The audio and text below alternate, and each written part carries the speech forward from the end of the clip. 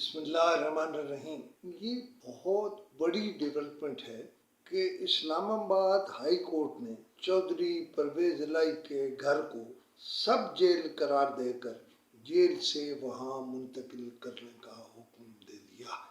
اس کا مطلب یہ ہے کہ اس کے ساتھ ساتھ کوئی اور ڈیولپمنٹ بھی ہو رہی ہے۔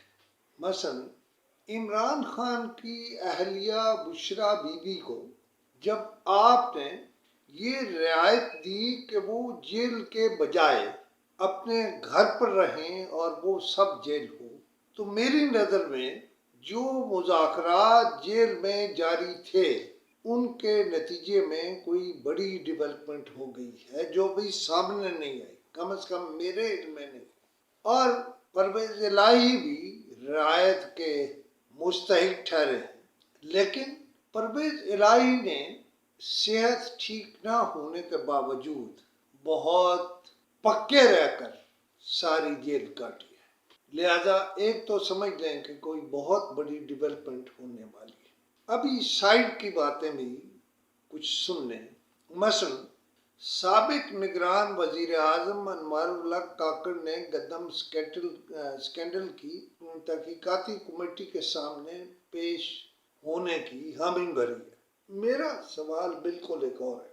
یہ جو انٹرویو ہوا جناب انوار اللہ کاکڑ کا، ہوا ایک چینل پر، چلا کئی چینلز پر، اس کا مطلب یہ ہے کہ خود حکومت کے اندر کوئی پروموٹر موجود ہے جو جناب انوار اللہ کاکڑ کو بچانا چاہتا ہے۔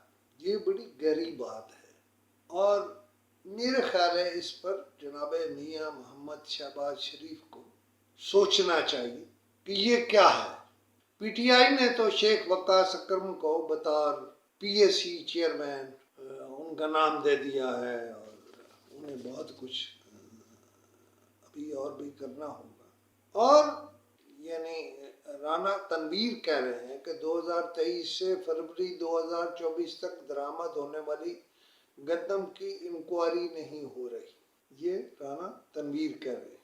رانا صاحب ذرا وضاحت کر دیجئے کہ پھر کون سے عرصے کی گندم منگوانے کی انکوائری ہو رہی ہے، تو بہت ساری باتیں شاید واضح ہو جائیں گی۔